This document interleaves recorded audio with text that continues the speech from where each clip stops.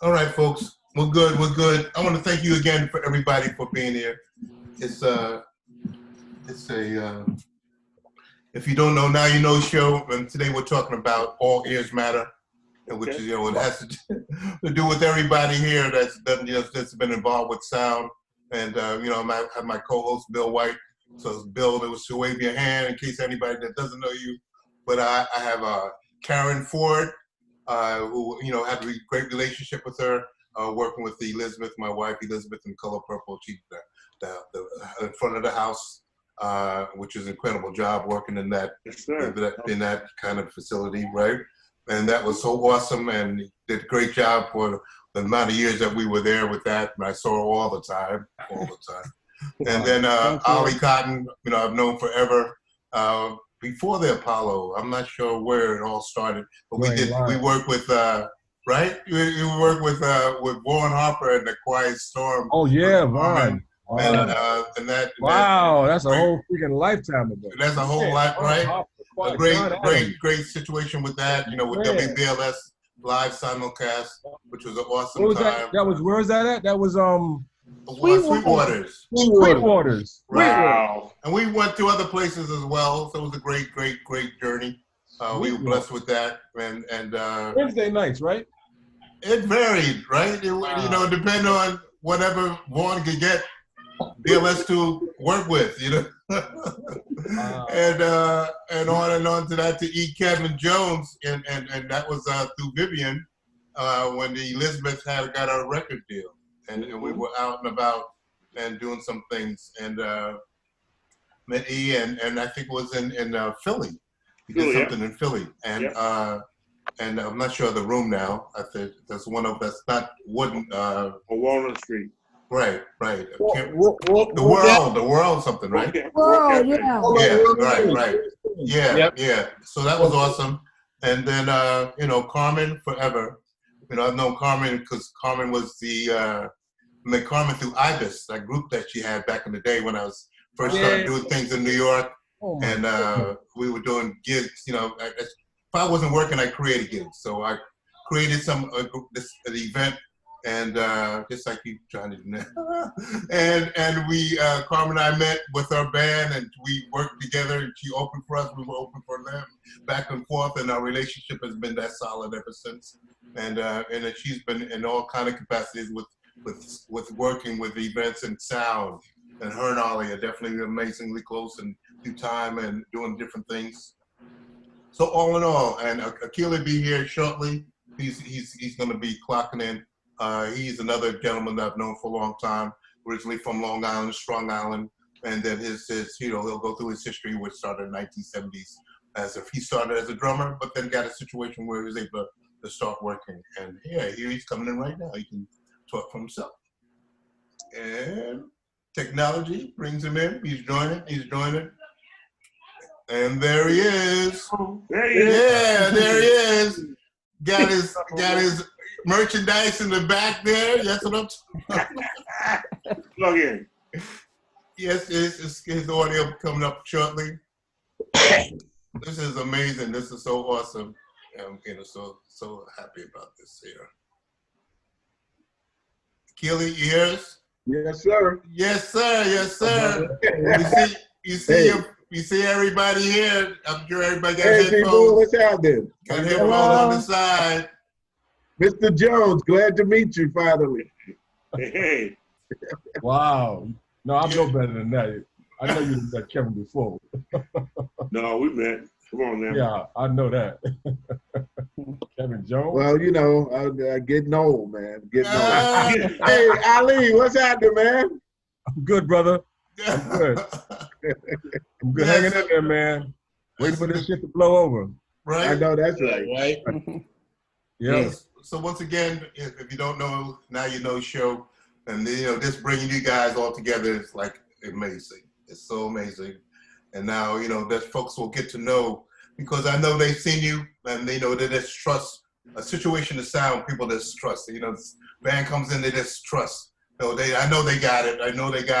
And they go back here and go eat a sandwich. I know they got the sound. They're taking, they're going to take care of everything. If they hear feedback, they're going to take care of it.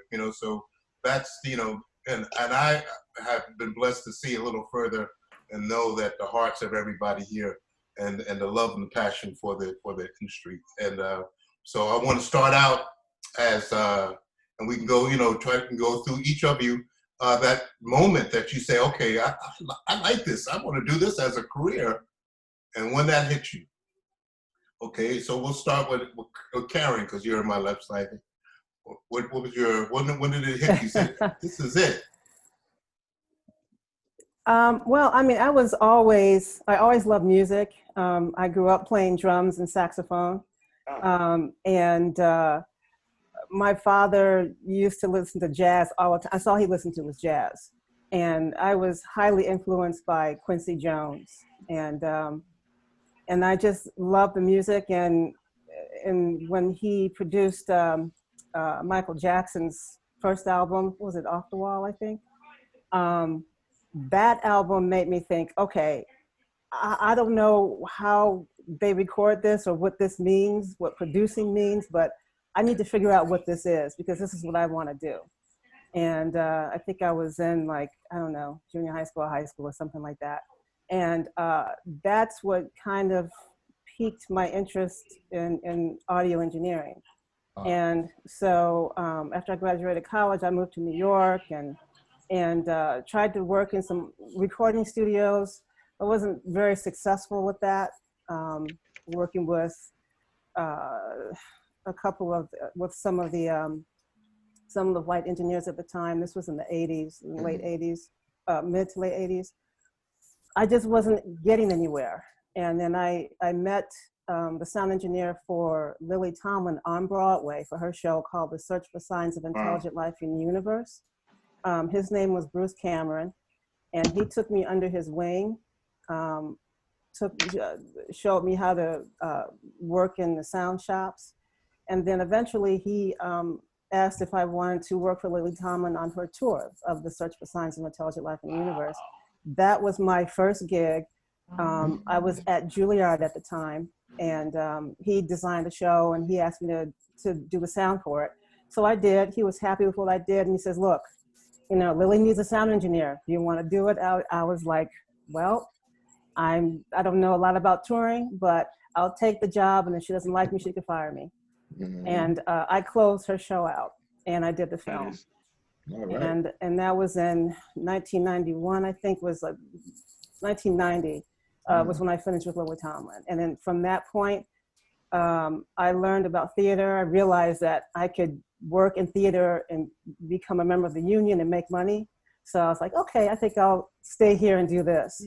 And just one show after another just came, and I thank God I've been blessed that I've been working ever since, up until now. But like we all are, just hanging out. But that's how I got started. Excellent. And Ollie, what's your story, sir? Man, I done forgot it. It's so far back. I was over in Europe looking for a job and wound up getting a job in the American Center over there. Didn't have a clue what I was doing and just did it. Because I had to have a job. I had to pay some place to stay also. So I lived in the little theater, stayed in the theater. This guy gave me his job when he left to go to Belgium or someplace. And I fell in love with it, right? Fell in love with it. And that's when it started. Way over there with the group, Frank Abel. Okay. Nice. That was my first tour. Okay. Wow. First tour, right. And I realized that was the first music I screwed up. when I think about it, like now I don't have none of those problems, but back then I said, well, I never had a show where I messed up at, but then I said, oh, those shows were talk about feedback. I didn't know, I had no clue, but I fell in love with it. I did the American Center, and then I came back to New York. That's a short story, you know, and took a little course at the New School, and that got me into a job, you know, and that got me a connection to go look for a job at a studio. And so this is a really condensed version of it, but that's how it worked out. I got a job at A&R in New York back in the 70s. Yeah. Been with it ever since. Yeah, fell in love, yeah. So I've had great teachers, like, you know, somebody takes you under their wing, or gives you the opportunity, and then you learn. Because it becomes a passion. It becomes like you fall in love with it, so to speak. You know, it invigorates you. It makes you get excited and stuff. You know, and then you love to put together a good sound. You know what I mean? It's like you look for this feeling to come at you, and it's just nothing like it, right? Okay, like that's the short story. Right. E.Kev. Hey, well, you know, I started in Philadelphia back in I would say from high school, you know, being in theater arts to being a theater arts major. I was always in love with the stage. I was in love with sound and lights. I was an actor. I was a dancer. But I worked for Electric Factory Concerts, which was a big promoter there, doing stagehand work, and I got to work, I got to work at Tower Theater with. I watched all these movies about Queen and Bob Marley. I mean, I got to work with, Bruce Springsteen, all those folks as a stagehand. And when I finally got my break was at the Bijou Cafe, which was one of their venues. And I used to work with a little 8-channel Tapco mixer. Yep. And No Pointer came right. down there. Everybody knows No Pointer came there in 1977. And, he had a nice vibe, good brother, and I loved him. I said, man, I love to work with you. I love, I was never a sound engineer at the time. I had an ear. I could make the treble, the middle, and the bass work. Yep. And the volume work. Yep. With no feedback. Yeah, that's right. And Noel hired me, and I started coming to New York and work with Noel, and then we went to Japan together and went overseas together, and then I got hired at Mikkel's, which is where a lot of us worked at and started at Mikkel's. And Ollie worked there with me and Mikkel's, the little 8-channel Yamaha mixer, and then spent quite a few I worked there as well. Yeah, man. Yeah. So I spent years just learning, learning how to listen to music and learning how to deal with musicians. My first really big break was 1979 when I got hired to work with Harry Belafonte. Neil Clark, who worked with Noah at the time, was with Harry. He said, look, man, we're looking for a sound engineer, an assistant sound engineer. And Harry was going on a 3.5-month European tour. And I had never been out of the country. I was making like $300 to $450 a week. And I was like, bet. So we spent 3.5 months in Europe with all the fine concert halls in Europe. So I really learned along the way how to deal with sound, how to deal with basically venues, how to deal with people. We have to learn how to deal with people. So I think from those times until now, I've had a steady stream of like amazing clients that I work with, and still learning. We're always still learning. But I think about those days where we were always learning from people that are musical giants and musical greats that I work with, and said, man, I'm so blessed to have that time and learn from those people. I learned from the real cast. Ollie, we did a record with Ollie with Noel and A&R, and we recorded some things in and out of there with a lot of Hush recording like Najee and all those guys. I got a chance to really work with the diverse clientele, and I'm still, thank God, I'm working still, and it's a wonderful thing, man. I'm blessed. That's awesome. That's awesome. Yes, sir. I got a great man, Kwaku Saunders, that's checked in with us. Kwaku has done, amazing production and all that's brought you guys to work. If anybody doesn't know him, he's done a bunch of things, from Norby Walters to William Morris Agency to a bunch of different productions. Awesome brother, and he's watching in, which is awesome. Carmen. Hey, I mean, my journey is not necessarily as illustrious as my counter people here, but I basically, introduction to sound was from my band. I was the back in the day the only female in the band, and they were moving in equipment and stuff. They said, hey, look, you're gonna have to do something else besides just sing and play the piano. So they said they started teaching me how to put up the sound system. They said, while we loading this equipment in, you're going to be setting up the PA system. All right, and basically, yeah. And so the whole theory of just how to, set up equipment and stuff like that just kept building. I started working for like sound rental companies and whatnot, and they taught me a lot. And and I got into sound design when I was in through NEC, the Negro Ensemble Company, and New Heritage Theater. Nice. So I started sound designing and doing different things like that. And then Ollie and I together on Quiet Storm Live. Okay. Then, yeah, so things began to develop in terms of that. And then currently now I work for a community college where I'm the technical director and the operations manager. So now I'm able to pass information forward to a lot of students and a lot of kids and stuff like that comes in that need someone to pay it forward to them. Yep. Like others had to me. So yeah, that's kind of my story. That's awesome, Karin. That's my girl there, my sister forever. And AKILI, come on, sir. Yes, well, I'm gonna throw in my Ollie reference since everybody threw their Ollie reference.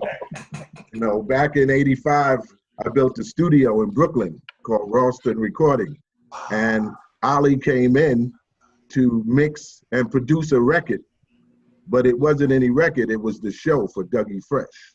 Wow. The biggest song that ever come out that studio. Ollie sat there, did some vocals, mixed the song, produced the song, and it was a great contribution to the studio. Man. So Classic. I just want Man. to, thank God. You know, he's just not an engineer. Let's put it like that.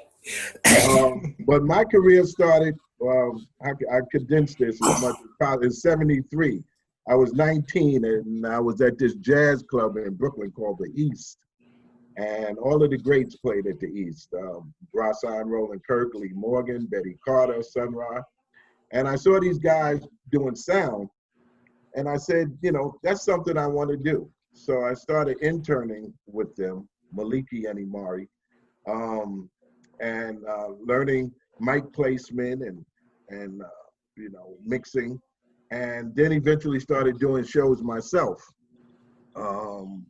Then one day, an artist that was performing there, Lonnie Liston Smith, said he was looking for somebody to go on the road. And I said, well, I'll go on the road, you know. My contemporaries didn't think it was a good idea. They didn't think I was ready, but I took the plunge. So I went out with Lonnie, had a successful tour. Then I, moved around, you know, did a 9 to 5. Then I started working with Gil Scott-Heron, did a 9 to 5. Then started working with Jimmy Costa Bunch. And then when I was working with Jimmy, I decided I wanted to go in the studio. And I took a course. It was a 6-week course. I think I only spent like 2 weeks in the course. I started reading like a lot of mixed magazines and all that, and started getting, you know, information. And then one day I got an opportunity for an interview to go in the studio. The interesting thing about this studio, and the owner wasn't racist, but he says, you know, I got a lot of black clients, but I don't have no black personnel. So hiring you would be a good idea. And I said, okay, I'll be your token. Let's go. You know? That's what we were. Yep. Yeah, I'll be your token. Yeah. So, you know, I used to, at night, I used to sneak bands in. My friend Trevor Gale, drummer, you know him, Damon. And, yes, I do. Probably know him.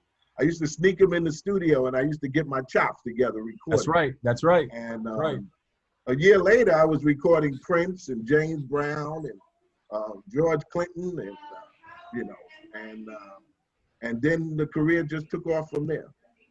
That's awesome. That's awesome. Everybody has such great things to say about how they got the passion kicked off, and you guys still have it to the day.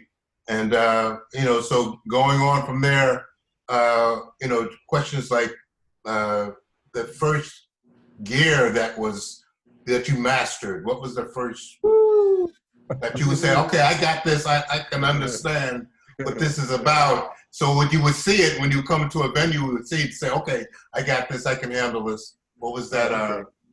What was that? Never. I'm sorry, Ken, again with you, Karen. I think, you know, oh, is it Karen? I'm sorry.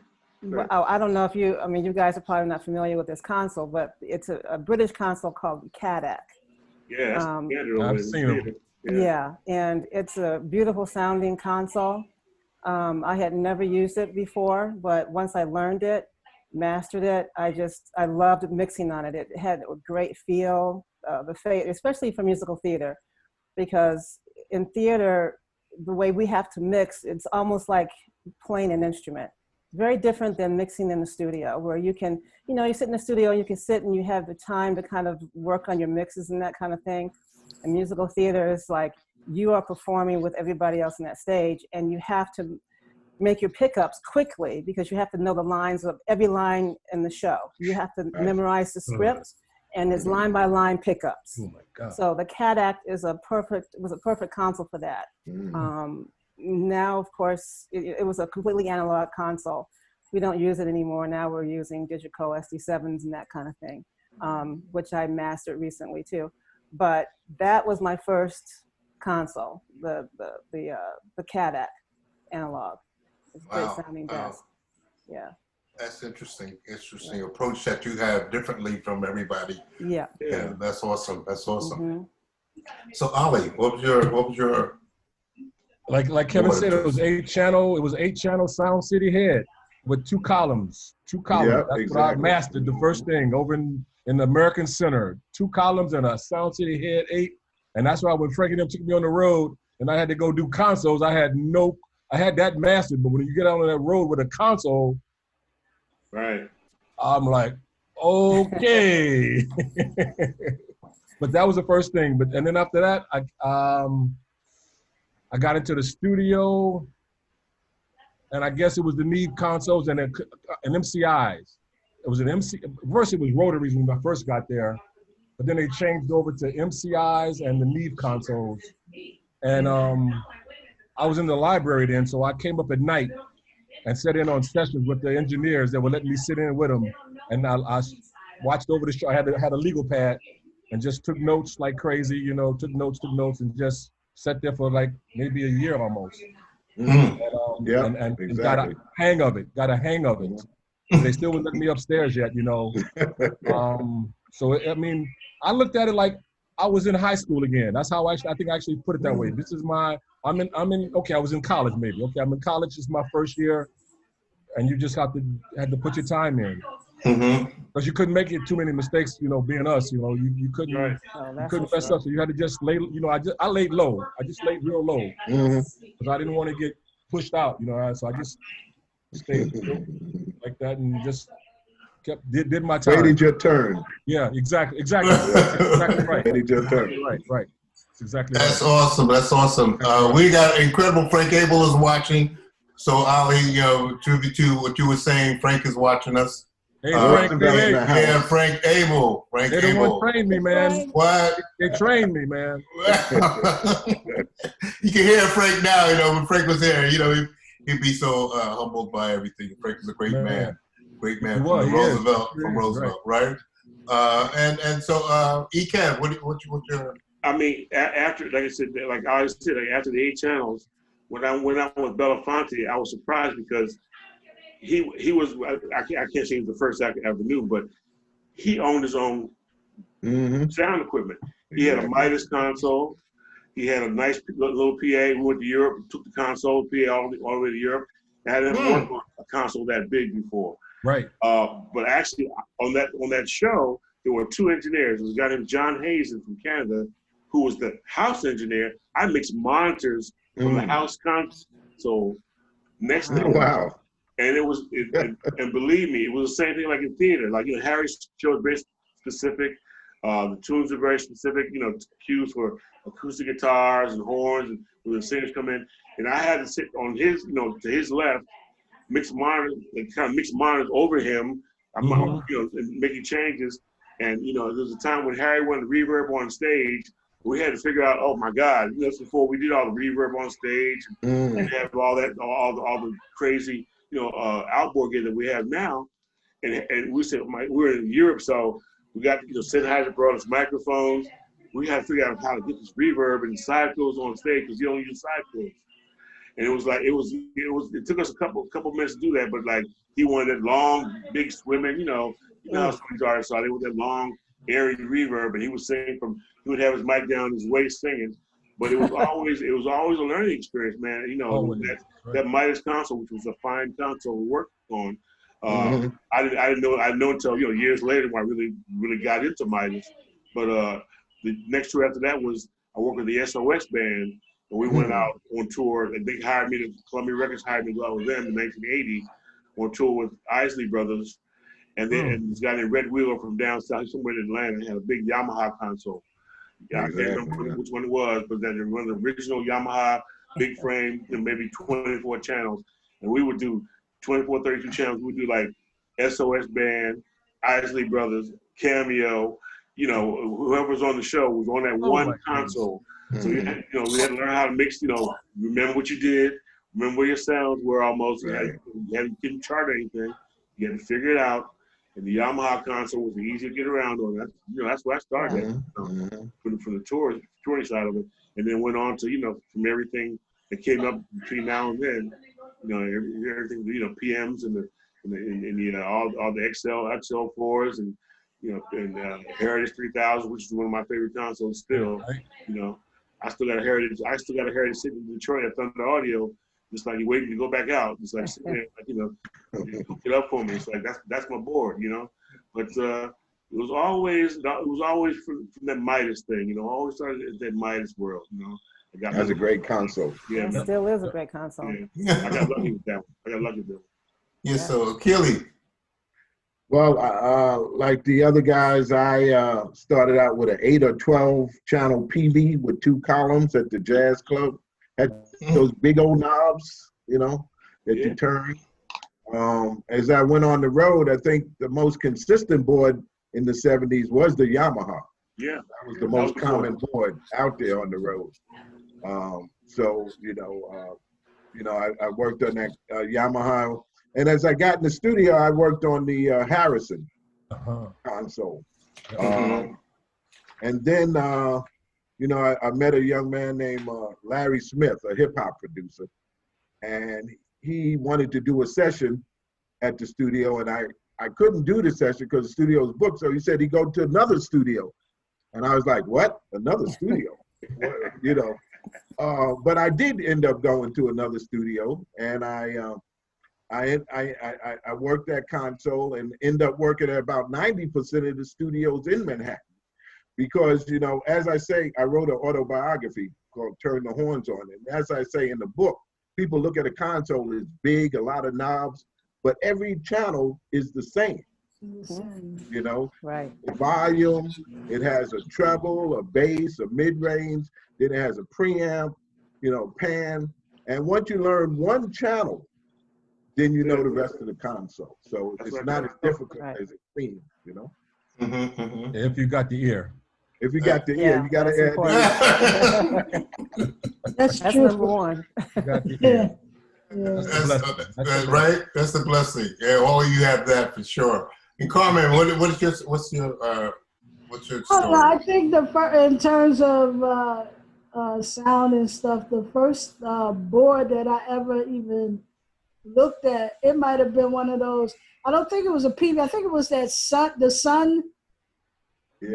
Way. I'm talking about way back. Ooh, Sun. Mixer. I can picture it. I can remember looking at that. Yeah.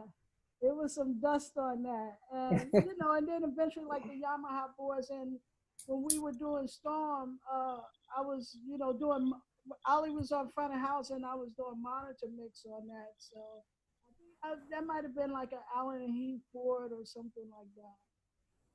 I don't even remember that. Yeah, that board. Okay, that's awesome. And yeah, E.KEVIN, he's coming back. He's back on us. He's back with us. He's back in. Yeah. Here for a minute there. Does that mean I've dropped out or everybody dropped out? Yeah, no, it's all good. So this is if you don't know, now you know show, and we do things like this. We bring situations together that normally wouldn't be together. And you guys, it's so awesome because you have the thread of this community. And the folks in the LA and other areas nationwide and worldwide. But I see it, you know, recognize you guys. You know, if you could do it here, you could do it in New York, you could do it anywhere. So it's great information. I'm sure that everybody you see when we're getting a great response from the folks here. You know, the next thing I would say is, you know, the good and bad. You know, the good experiences, the bad experiences that made you better in the end. You know, even though it may have turned out to be a bad experience, how it flipped around, how you were able to flip it around and make it a good experience that you trusted to this day. I guess I'm up, huh? Yes. Well, I mean, I've had a lot of different experiences. I mean, I toured on and off for like 11 years, doing about, I think 3 or 4 different musical theater tours. They were first national tours, except I did the Les Miserables 3rd national tour. That was like my second big tour. But I remember playing Detroit. Now, Detroit's my hometown.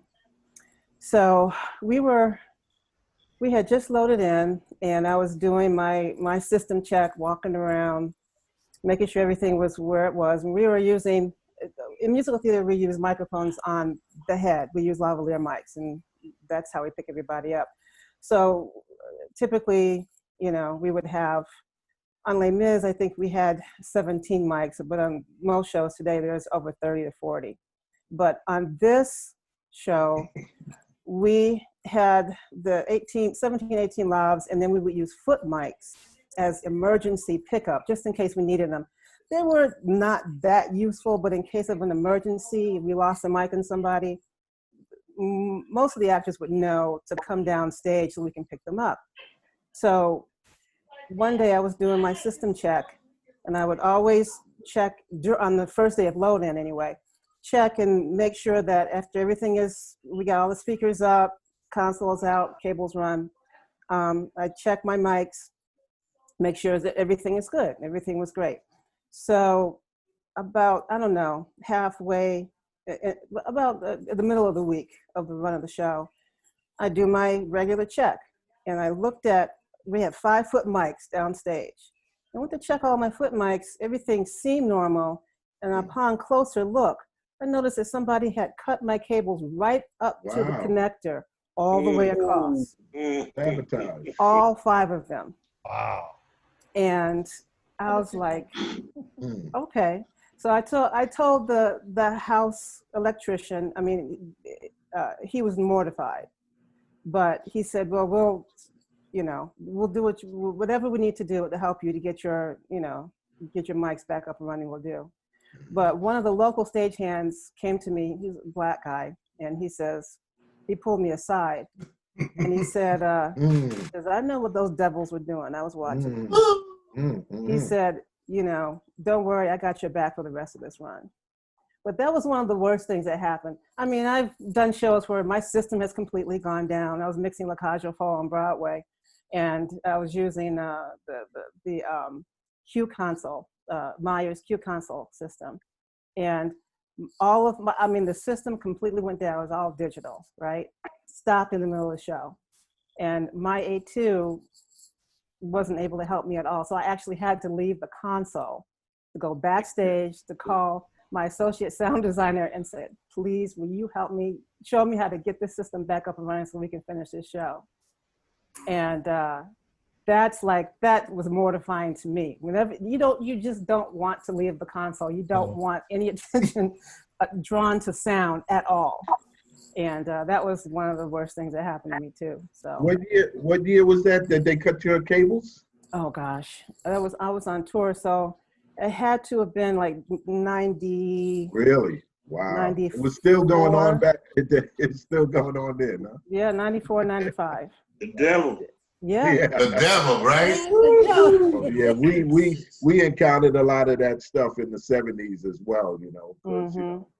I mean, but that was the only time. It's funny, when I played the South, I didn't have any problems at all. Everybody was just so helpful. No problems, for the most part. Yeah. And there's certainly nothing like that. But that was in Detroit. Right. Wow. Yeah. Yeah. Ollie, sir. Let me see. I think it would have to have been back in the day with that Ice group, which I didn't even know at that time how bad it was. You know what I'm saying?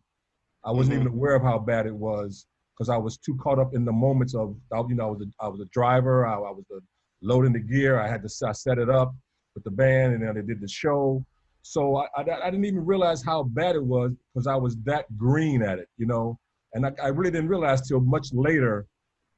And I'm like, because after that, because I didn't start touring until after I got out of the studio world. After we did the record with Doug, I didn't go out on the road till after that because I was a studio guy, and I didn't do any live stuff until probably the 80s. And I didn't have no bad shows. You know, I mean, at that time, because I had learned. You know what I'm saying? You knew what not to do. You know what I mean? Yeah. You know, no. I'm not saying like that, but that's like the Ice thing was the one that was the worst because I can't even imagine how bad that was. And then, but after staying in the studio for 15 years or something, when you get out on, and I didn't get on. Edison and them taught me how to get on the road. You know what I'm saying? Because they wouldn't let me touch no live console because I was a studio guy and I didn't want to touch one. But when I saw how those certain guys were doing sound and how bad it was for Guy and them, and I'm like, I can do better than that. So, and Doug only had 2 turntables and a vocal and 3 vocal mics. I'm like, I can do this. So Edison did the jobs at first. Whenever we did jobs, I remember being at the Apollo for the first time. Edison did that show. Right. And after I stayed on the road with them, hanging out, and saw that some of those guys that were doing sound for those groups were just collecting money, I'm like, and no integrity at all about the sound. Right. They were just, you knew who I'm talking about too, you know. And we gonna do this, we gonna put this on it. I'm like, so I started doing Dougie's sound on the road. I'd go into the console, I'd flip all the EQ out because I didn't need it. You know what I'm saying? Because they got all this shit cut out. All the fidelity is gone. All you hear is this little vocal sound. And when Doug would come on, we would be booming. And so I got my confidence slowly. You know what I'm saying? Because I didn't like messing up like that. And because it was too embarrassing. Everybody turned around looking at you talking about we can't hear that. I couldn't stand that kind of stuff. You know what I'm saying? So I just when I got ready, I did it, and not until then. So, and I guess one of my bad shows was though in San Diego somewhere, outdoor festival, and the wind started blowing, and they left the DJ setup on the other stage. They left it on. They didn't. The guy didn't mute that shit, you know. And so this it was a mess. It was a mess. And I had to take heat for it, right? So that's how that went. Yeah. Wow, yo, that's crazy. We don't like bad shows. No, we don't like. I'm sure. You put the time in. You put the time in the beginning. You put the time in. Right. And it's a lot of things to check. So you don't. You're not done till the show's over, really. Yeah. Right. Wow, great. Carmen? You know what comes to mind in terms of one of the challenging experiences when we did Storm and the sound company, and I don't want to say names, that we were written the sound from was before you and I came in, Ollie, they were doing sound. Right, Right. And I had set up monitors, I had labeled everything, and you know me back then and whatnot. I had my notepad, I had made a replica of the mixer, and I had every notch for every group that we was doing so that I knew that, everything will remain the same. Total recall. Yeah, absolutely. And there was a particular brother that had the position that I had. And so I set up everything. We had did line checks. Everything was working. And I don't know, we either took a break, came back before we will actually do the sound checks on the groups that was going to happen for that day. And whatever I had in 19 was coming up in 2. And whatever I had in 24 was coming up in 5 and stuff like this here. And I'm like racking my brains and whatnot. And so because I had did the recalls and stuff like that, I was able, but I looked at him, he's sitting up on the stage just looking at me, testing to see if I knew what I was doing. And I dug the moment, I understood what was going on, and I corrected it. I said, if you ever move anything on this stage again, that's just not gonna happen. Yeah, and right. he knew what I was talking about. I didn't have that problem ever since. But he did it to you on purpose. Oh yeah. Oh yeah. Yeah, it was done on purpose, just like your cable was cut on purpose. Wow. Yeah. No I think we've all tolerance. had shows like that. Yeah. Wow, that's crazy. That's crazy. And And Killy. I know me and Damon have gone through that all the time. All the time. Well, to piggyback on what Ali was saying, I think that excellence in your craft is important. I say that there's a difference between doing sound, and mixing. Doing sound, you just throw the faders up and the band plays. Exactly right. But you have a lot today going on because artists are they don't have the budgets to hire sound engineers like they used to. But an engineer that mixes, he knows when the solo is playing, he knows what hooks are playing, he knows the harmonies of the background singers. He or she goes to the rehearsals and learns the music before they go on tour. This is what I used to do, and learn what's going on.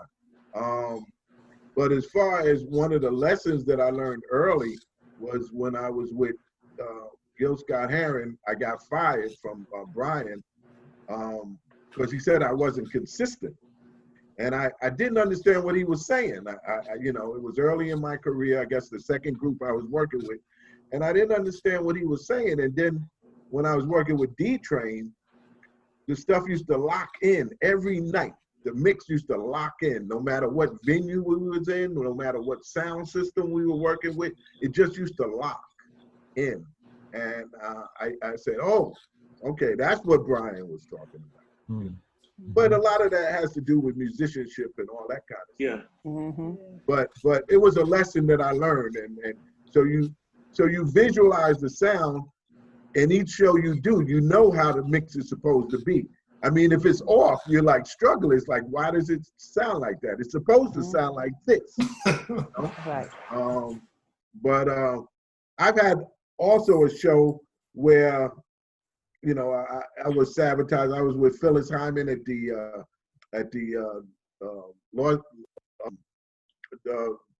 Jazz Festival in California, and we had did a line check and everything was plugged in.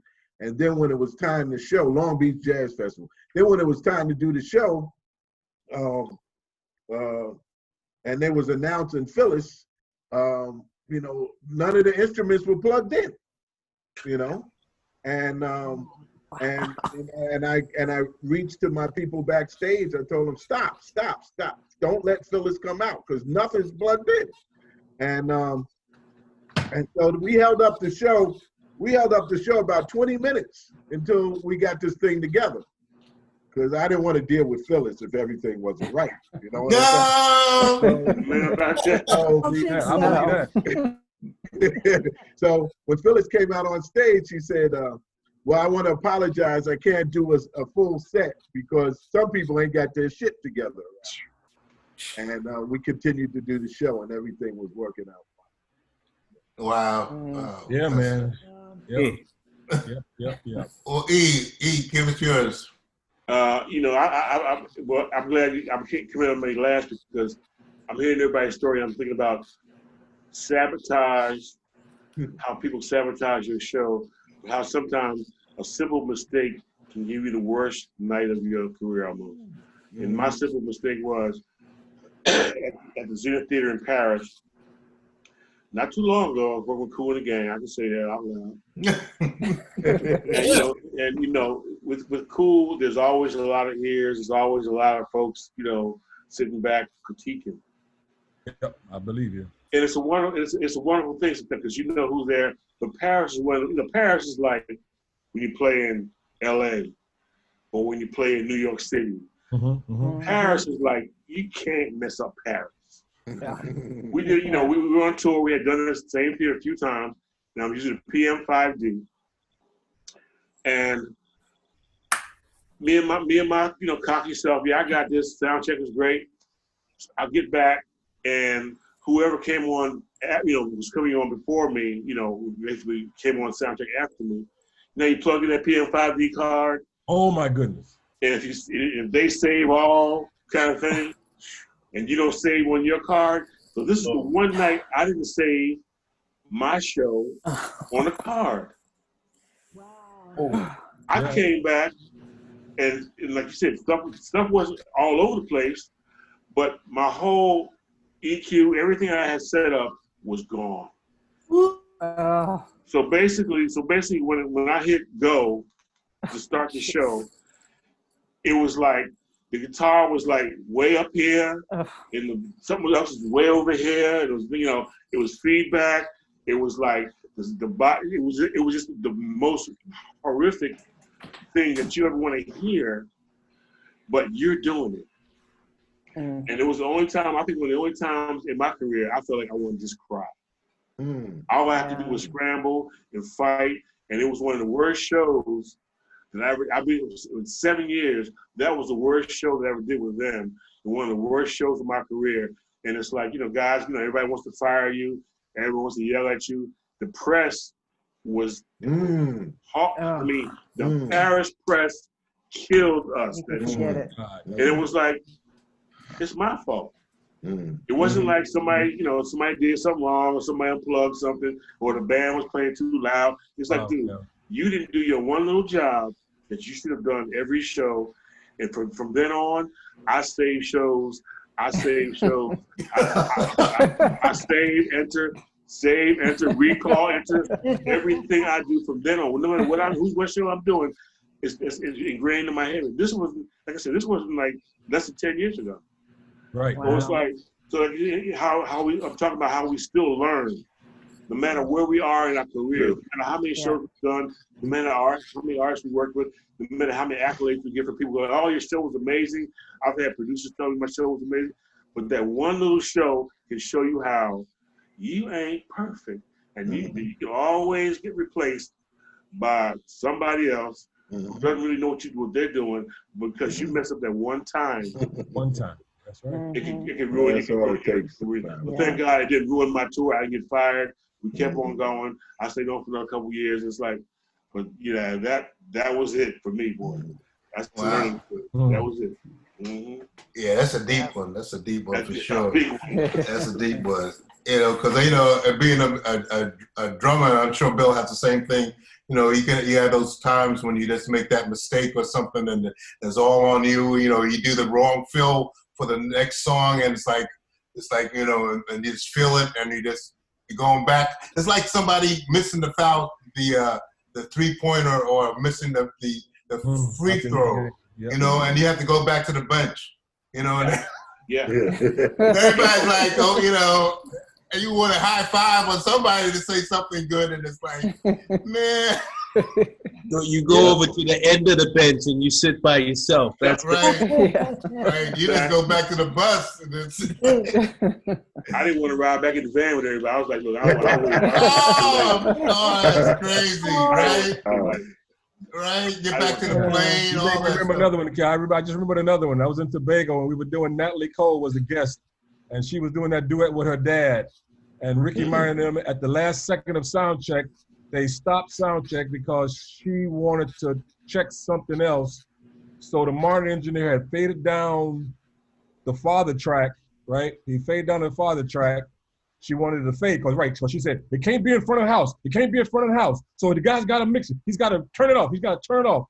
So they gave the monitor engineer the responsibility for front of house sound and faded the freaking vocal down. And when the show started, never had put it back up because it was like at the last second, you know, of the rehearsal. The song comes on, she's singing her dad, and there's no response. No vocal of his, none of his vocal. So she's singing. He's on the big screen. He's on the big screen singing to her. And I'm on. Yo, pick up that. And nobody's been with the headset now because it's so stressful. It's outside. That was one of the worst. Right, Then I had to get on the. We had to get on the bus. Me and my manager had to get on the bus with her and ride back to the hotel. She knew we were in the back of the bus. Oh, she ripped us a new asshole. Oh my God. That's like a dog. I put that on her karma though. That was her karma, not mine. I'm sorry. I wasn't gonna buy that. I wasn't. Yeah, I know you, Ollie. I know we were trying too hard to give her anyway. Yeah. Right. Yeah. Ollie's like, I'm done. To this day. To this day, yeah. To this day, that hurt me that bad. Yeah, that's how you are, man. You're passionate about it. Because we were trying to be on top of it, and that energy came in there backwards, and it was like, okay. Yeah, that's something. That's when I realized the group can bring their own energy into a situation, and when you're fighting that kind of devil or whatever you want to call it, it's like I'm done. I know who you got to know who you are at that point, and just let it play out. That's so true, though. Let it play out. You got to let it play out at that point, right? Yeah. But I think when you have issues like that, it happens once and once only. You learn from those mistakes. I had another situation with Phyllis. We was playing a club in Texas for about 3 days, and we're playing, and Phyllis, she's having problems hearing herself. At one point, I felt so bad because at one point she had came off the stage and let the band play, came by the bathrooms, asked me to come off the board, was crying, and said, "I can't hear myself," and I said, well, I just tell the band to turn down. Right. And this is a personal situation because what happened was when we were leaving at the airport, I realized what happened. There was mirrors behind the stage. So what happened was when she was singing, the monitors bouncing off of that mirror and coming back into her microphone, making it feedback. Yeah. And I made the mistake of telling her. And if you know Phyllis, she's a feisty lady. I love her to death. She said, "Fine effing time for you to tell me that. Sit down." And that was that. But I learned from that situation. I mean, you have to take everything in perspective. You have to dig deep. Yeah, that's amazing. That's amazing. So right now, folks, again, this is the if you don't know, now you know show, and you guys have such incredible depth of information and all, and being that we're in a crazy time, right? So we have situations that we're all, like my friend Brian Hargrove was saying, that we wake up thinking how we can make changes in what we have available to us. And in speaking to all of you, I know that you guys are doing some great things. Like CARIN is involved with the Black Theater United, and they're doing some great things because of issues that have gone on for a long time. Which I got the pleasure of being through CARIN, learning about. So I've researched them. So CARIN, if you can just bring everybody up on board about what's happening with the BTU. Yeah. Well, Black Theater United was formed, like you said, Damon, because of all of the recent police brutality that just is incessant and it just seems to continue. And so I was brought in as a founding member. There's 20 of us, 20 or 21, I think. And we want to help to combat that racism, whether it will be in theater to help, young people who are interested in theater and who want to just help the community to make, the existence of racism, to help people be aware of racism in our country, in our communities, and in theater. And we had a very successful, our inaugural town hall with a town hall meeting with Cheryl and Eiffel, which was amazing. She's and an amazing woman. For sure. she really is, and we got such an amazing response from that town hall meeting.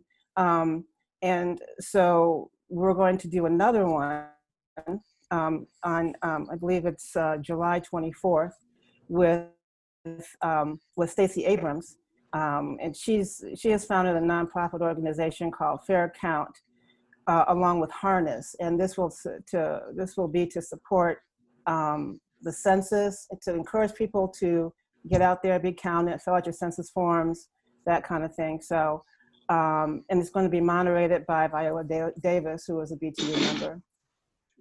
So we're looking forward to, you know, getting this organization off the ground. And it's, so far, a lot of people are very interested in working with us and becoming members. So if anyone is interested in becoming a member, you can just go to blacktheaterunited.com, and it's theater with R-E, not E-R. And